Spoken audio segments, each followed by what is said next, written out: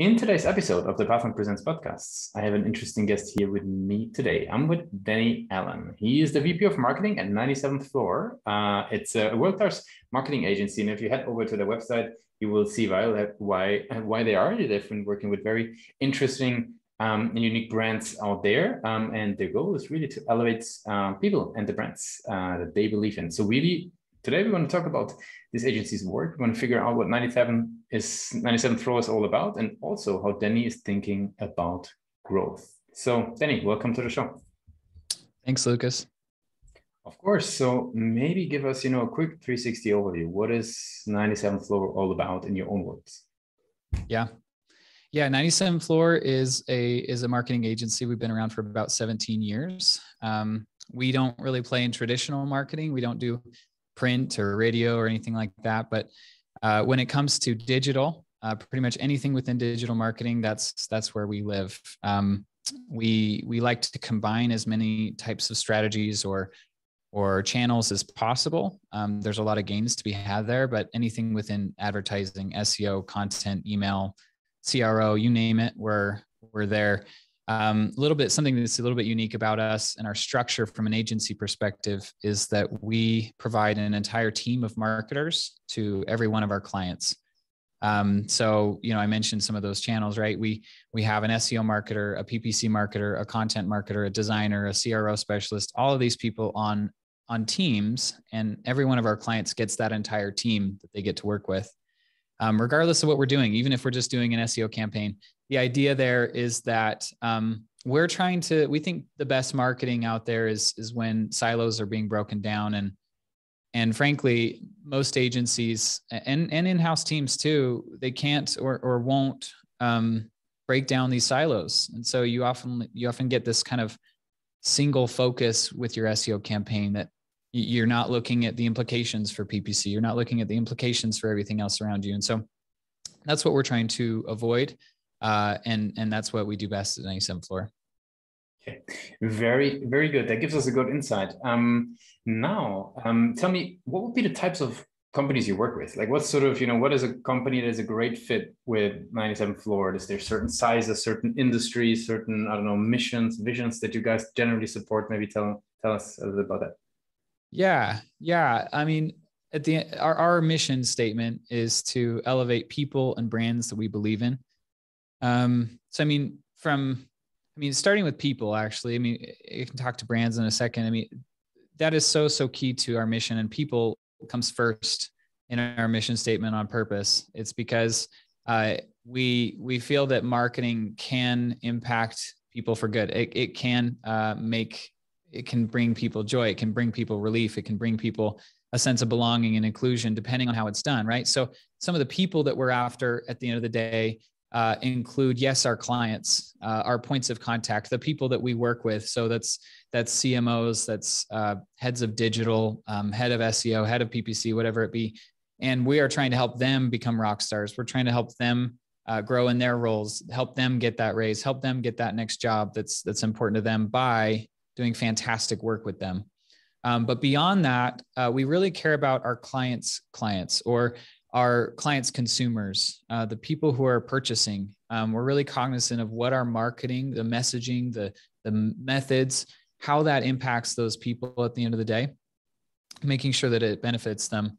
So we want to make sure I give you that kind of mission because when we're looking at who we want to work with, brands we want to work with companies who also care about that, who care about that end user. So primarily we work with large enterprises, kind of the likes of Salesforce and Symantec and Capital One and some companies that have been around for a little while, right? And then another kind of group of clients is sort of the well-funded, probably within the first 5 years of their foundation that have very, very intense and aggressive growth goals, but want to do it right. So we've had the privilege of working with the likes of Oatly and Tuft & Needle and many others in that kind of category as well. Very cool. Well, that gives definitely a very good insight. Now, who within those organizations, you mentioned sort of the PPC managers, growth managers, who within those organizations would typically reach out and say, we need 97th floor at our side? Like, is that sort of from the C-suite? Is that CMOs themselves? Like, how does that typically work? Yeah. Yeah. No, I think that it's kind of a mixed bag. On the one hand, we are practitioners, and so we love to get down into the weeds. If somebody comes to us and asks us some very specific questions about, our beliefs on certain SEO strategy, whatever else, we are ready to get our hands dirty and talk about that. So oftentimes we will talk about sort of marketing channel managers, so SEO managers in these large companies and heads of demand gen, that kind of thing. At the same time, though, where we really shine, as I've kind of shared, is in this strategic kind of space where CMOs are thinking, well, yes, I need to hit these specific metrics, but in 3 years, we want to be known as this type of company, or in 3 years, we want to, climb ahead of our competition, whatever. And so in those strategic discussions, that's where we can take all that we know and this group of marketers and kind of speak to those things. So I would definitely put it in both of those categories. We kind of fill both of those needs. Very cool. Now, how do these folks hear about 97th floor? Like, what's sort of the journey that they go through? What would you say is the sort of the key, let's say, client acquisition channels you guys leverage? Yeah. So about 80% of all of our business comes from word of mouth and referrals, which is a really high percentage. That stems from a 95+% retention rate. So 95% of all of our clients retain from client to contract. And we usually do, 6 to 12 month type contracts. So these are like, our kind of method is like hard to get in, hard to get out. Like we want to make sure that we have a great relationship set up from the very, very beginning so that we can kind of get away from the relationship and just focus on the work. Like the relationship is the work, but I just mean setting those right expectations from the very beginning is really, really, really key. The marketers that we work with are some of the most sharp people I've ever met. Like they're brilliant, right? And so they're not the type of people who are searching on Google, best marketing agency or clicking on, a search ad from whoever paid the most on Google or whatever, right? They are talking to their friends. They are reading expert backed content. They are leading the charge. And so sticking with this focus of ours of really trying to make sure that they can find us through their friends, make sure that experience is really, really clean and easy. That's kind of my focus. Very good. I mean, in that journey, what role do you think the website plays? Like, how do you think about the page in itself? Yeah, I mean, it's different for every company. Like the website should be absolutely different depending on who you are and what you're doing. For us at 97th Floor, our website is we know that our target audience, they have just a couple specific needs when it comes to the website. They want to see our work. So putting that up in front as boldly as we can, that's like key. And they want to get a hold of us as easily as possible. They don't want to go through a bunch of hurdles to try and get a hold of us. So, I mean, our website is probably it's not as technically advanced as some like heavy lead gen websites. Again, because most of our audience has already heard about us from a friend. They're looking to come and validate. They're looking to come and get in touch with us. And so that's kind of the role of our website. But there is no one right answer there when it comes to companies, and all of our clients have different goals with their websites. Is there, I mean, as we're speaking about website, is there something that you've over the years seen, maybe some approaches, tools, methods, ways to sort of, lift, actual, signups and conversions on pages? Is there maybe just one or two nuggets that you've, picked up over the years? Is there a tool, an approach that you personally quite like to, improve performance on the page? Yeah. Oh man. There's so many ways to do that. I think, and this kind of goes back to what I've been talking about. Understanding your end user is underrated. First of all, it's something that people don't invest enough into, because once you know certain things about your target audience, performance becomes more about alignment than like tricks and tools and things like that. It's about aligning the core desires of your audience with what you do, right? Mm-hmm. So I mean, we do that in a lot of ways, and we do use tools. We do have methods of going about it. Like CRO is something that A/B testing and everything like that. Most companies don't have a very robust CRO program, when that's something that would it's a small amount of effort for a lot of gain. The content that is written can be really, really key. I mean, that's huge. That's how you approach those people that so much about. But yeah, I mean, I'd say that most companies, because of what we've seen, a lot of companies, we work with them, they come to us and we start looking at their personas. We start looking at asking questions about their audience, and it's all pretty thin in terms of what they know, or how readily they know, where their audience hangs out. Is it on certain social channels? What do they care most about? What motivates them? What fears do they have? What barriers do they have? I mean, it's just a little bit thin, we found. And so that's where I always try and take people in terms of this type of discussion. How do we get better performance? Go back to the beginning, right? And kind of start there. Just a quick kind of aside. I talk with a lot of marketing students, and there's always a question I like to ask. I like to ask them, why are you interested in this thing, right? Because marketing comes with a lot of challenges. I think early on, you don't always know what you're getting yourself into. So I like to ask them, why do you want to get into marketing? And about 90% of them say the same thing. I mean, Lucas, from what would you think that they would say? Why they want to get into marketing, what they say. Yeah, like what do you think people would say? There's no wrong answer. But. No, for sure. I would say probably maybe because they love to shape stories, share stories, create stories, to create brands, basically. I'd say that's probably one of the key things they like to do. Oh man, I totally agree with that. And it ties exactly into what they say. The bulk of them say, I'm really interested in the psychology of it.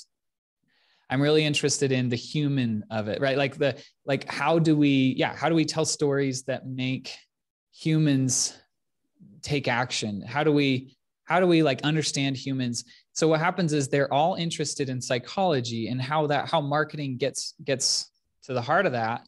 And then what happens is they move into their careers, and they spend the first 5 years of their careers in some sort of specialized focus, whether that's like social or SEO or PPC. And that's the way of the industry. And I don't disagree with it. I think that's what you have to do to build a career in marketing. You have to specialize. But oftentimes that psychology and the focus on the humans, the focus on storytelling it just disappears because of all that technical focus. And so anyways, slight tangent, but that's what we want to focus on. And that's where I try and take people when they're asking about tools, when they're asking about things like that. Well, let's go back to the beginning. Like who are these people? What do they really care about? Who are your personas? Super cool. No, appreciate that. Since we're slowly coming to the end of the interview, I got some rapid fire questions to wrap it up for today. Are you ready for those? Yeah, bring it. Let's do it. What is the last book you read or the last podcast you listened to? Oh man, book is a little easier because I listen to podcasts like crazy. The latest book I've been reading is called Scratch, and it's a book about branding, and I highly recommend it to all marketers because it kind of shifts the paradigm around what a brand is, and it talks about how like there's a new age of expectation on brand, and it's not about colors and logos. I mean, that's a piece of it, but it's about understanding the expectations of people and about providing really like congruent experience all the way through the buyer journey. Anyways, just super good book, Scratch. What is one single thing your company is focused on the most at the moment? Yeah, I mean, I think it's we've as far as marketing agencies go, we're mature. We've been around for, like I said, 17 years. And so it's a constant effort, but in small ways. Like we're not doing any facelifts right now. We're not like changing everything we do. I'd say that we are constantly focused on being as intentional about our experience with our clients as possible. You know, what emails do they receive? What happens on a phone call every time they hop on a phone call? You know, what does client communication look like? What does reporting look like? Just being extremely intentional about that, I think, is what makes a huge difference for our business and every business. If there would be no boundaries in tech, what's the one thing you would fix for your role today? Whoa, if there's no boundaries in tech. Oh man.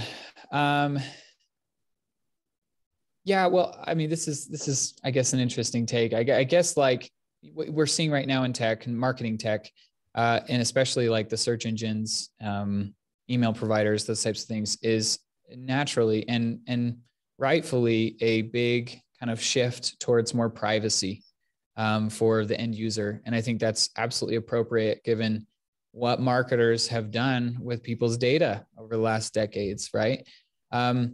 And so I feel like, man, it would be great if that data had not been used in the ways that it had been used, and if we could reach people with good intent and with the intent to actually help them. And so I guess that's sort of an answer to your question. Is I'd say that the tech has both facilitated a lot of this, but also kind of made it harder to work. And harder to help people through our marketing. So there you go. And for the very last question, I would like to do a bit of time travel. Let's go back to the days of Brigham Young University, right? So you're heading off formal education into the world of business and marketing. What's the one advice you would give yourself for your journey? Yeah. The number one piece of advice I give marketers is to write publicly as quickly as possible and as soon as possible. Writing is thinking, and writing, in my opinion, is how you define your own beliefs. It's how you then mold your beliefs. It's not quick reaction. It's not fleeting. It's something you have to put down on paper. You have to type out, and doing it publicly means that you have some accountability, right, for your ideas, and you have to defend yourself and then change your beliefs, right? So whether that's writing on LinkedIn, writing, tweets, it's commenting on other people's work, it's writing blog posts. Writing is what I think makes marketers really, really great, because it makes it so that they formulate their ideas. So that's the advice I'd give myself, and I give everybody: start writing as quickly as possible. Very cool. Then I really appreciate you give us an insight today into the world of 97th Floor. I want to give you the very last word. If somebody would be forgetting all that we discussed about 97th Floor today, what's the one thing they should remember? Yeah, I mean, I'm beating a drum. We believe that marketing can change the world, right? And it's kind of that feels nice to say. That's like a rah statement, but it really can. And 97th Floor creates brilliant campaigns that help people. I mean, we just launched an award-winning campaign for Tuft & Needle, a mattress company, and we brought them 500 million impressions to their brand, right? Awesome, right? But behind it all, the campaign was to help new parents get better sleep. It was about teaching them what to do in this really, really hard phase of their life with a newborn in the home. And nothing makes us more proud than the impact we have had on helping those parents with their newborns, right? We have another company that we work with, and they're kind of a local technical college in a remote area, right? Mm-hmm. And because of our work with them, 400 more people are able to get an education. What's going to happen with those 400 people? They're going to go out and they're going to go elevate more people with their knowledge, with what they do, right? And that's the power that marketing can have. And 97th Floor that's the focus that we have. Our goal is to keep people at the center of marketing. So That's what I'd leave you with. Thanks a lot for being a guest on PowerPoint Presents. Absolutely. Thanks.